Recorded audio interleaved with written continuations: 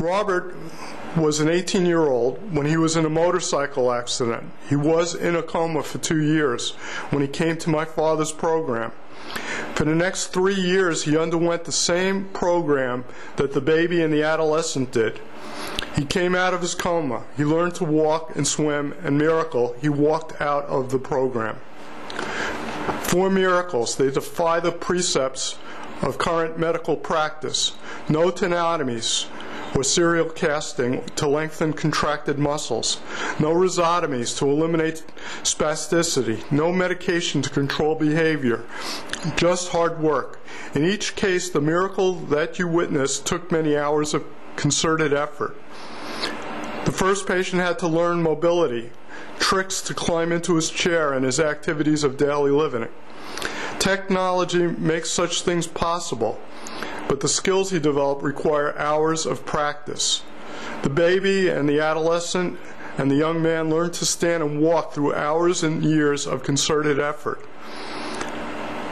The film record for the baby is over 20 years long. The film record for the adolescent and the young man, over 3 years each. Unlike other treatment plans, their treatment required 4 to 7 hours of active physical therapy each day. The system cannot afford to provide a physical therapist or a physician for 7 hours a day for a child who is developmentally delayed. It could not afford to provide this level of care 50 years ago when some of these films were taken.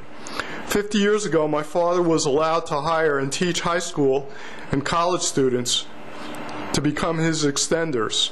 The workers in these films are high school students and college students.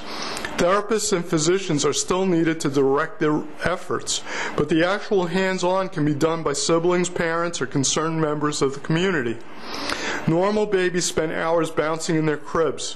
What is this about? It's practice. They are learning and stimulating the growth of nerves, muscles, and bones.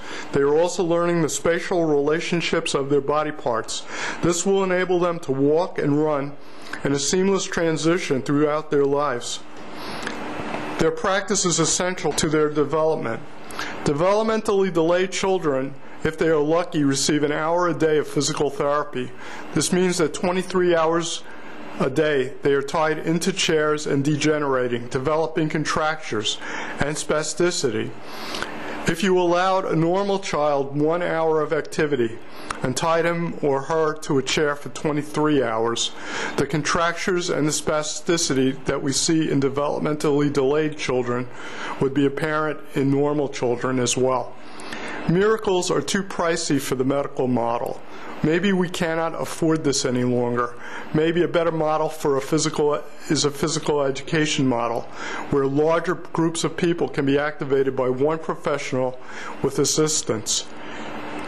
To misquote a former president, why should we say why when we can say why not? Our current president is asking for volunteerism. This is a blueprint for miracles.